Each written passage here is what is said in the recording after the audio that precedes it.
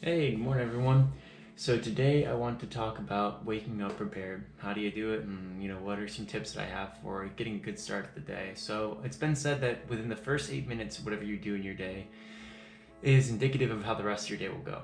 So think about that when you're getting up. So within the first 8 minutes, if you're pulling out your phone and you're looking at Twitter, you're looking at Facebook, you're doing something like that, it's probably going to be really distracting. Like I literally, did all this stuff this morning. So I got up, immediately started working on some templating stuff that I'm putting together for a large website and preparing for this engineering exam I'm taking on Saturday, and then I worked out.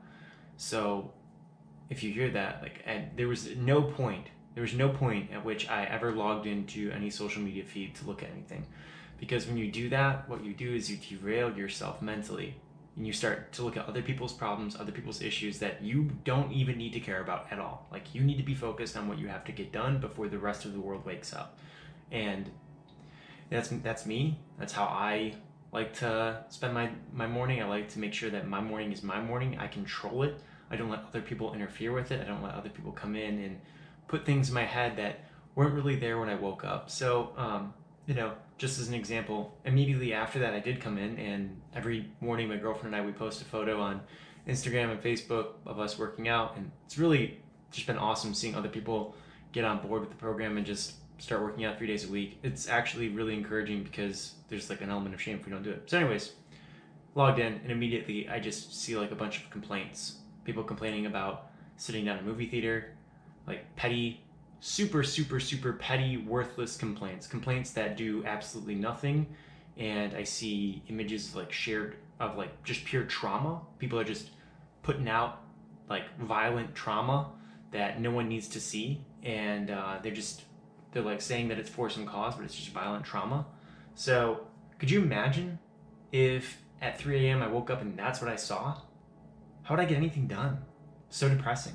So I really do think that everyone's working to kind of change the content that they share on social media, and I hope that most people have the intention of helping other people and like really actually sharing stuff that they think people are going to like, stuff that's going to inspire people, cool things, like things about their life, personal things, not just complaints, because complaints are so cheap and so easily accessible. Like anyone can find a complaint, right? So like if you are sharing that, it's pointless. It's pointless about your complaints. It's pointless about your rants. Go rant to someone like intimately, or find some way to do it where it's not public, because it looks so trashy. But anyways, so first 8 minutes, right?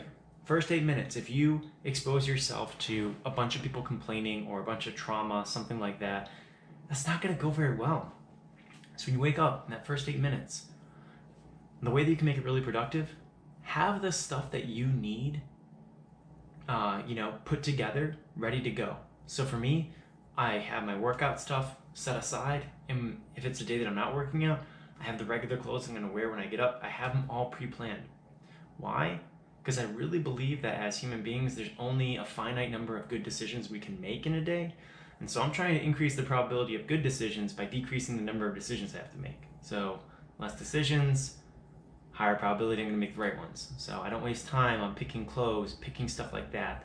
I focus on being prepared, being ready for the day, making sure that my computer's plugged in, set up, ready to go, so I can get in and I can just start coding. It's not like I have to get it out of my backpack, put it up here, set it up, wait for Windows Update, or who knows what other issue I'm going to run into.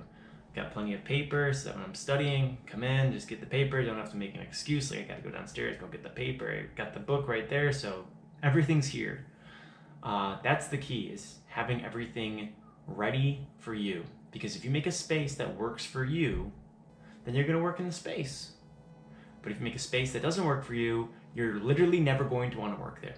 So that's important.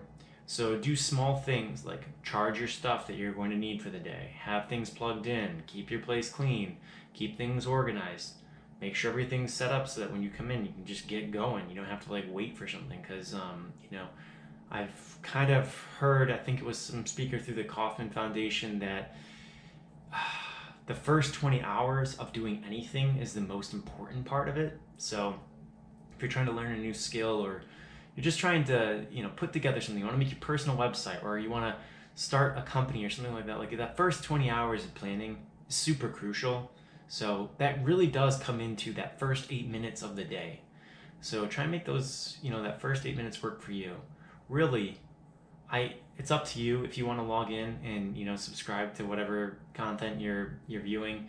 I try to not even subscribe to content that's just like not worth my time, but somehow through the noise it bubbles up through, and usually like it's not a good choice to look at social media at 3 a.m. You're gonna run into something that's like just nonsense. So I hope that people watching this video really take my advice and give it a shot and see what happens if you start focusing on making those 8 minutes work for you rather than working for someone else or giving someone else those first 8 minutes. You deserve those 8 minutes. You deserve it. They don't deserve it. People sharing petty complaints do not deserve it. You deserve it. You're the person who deserves it. So get it. All right. Well, thank you for watching. And, Monday through Friday, I'm always putting out a video that has some pieces of practical advice. I gotta be honest, I'm running out of advice these days, but I'm still trying. Have a great day.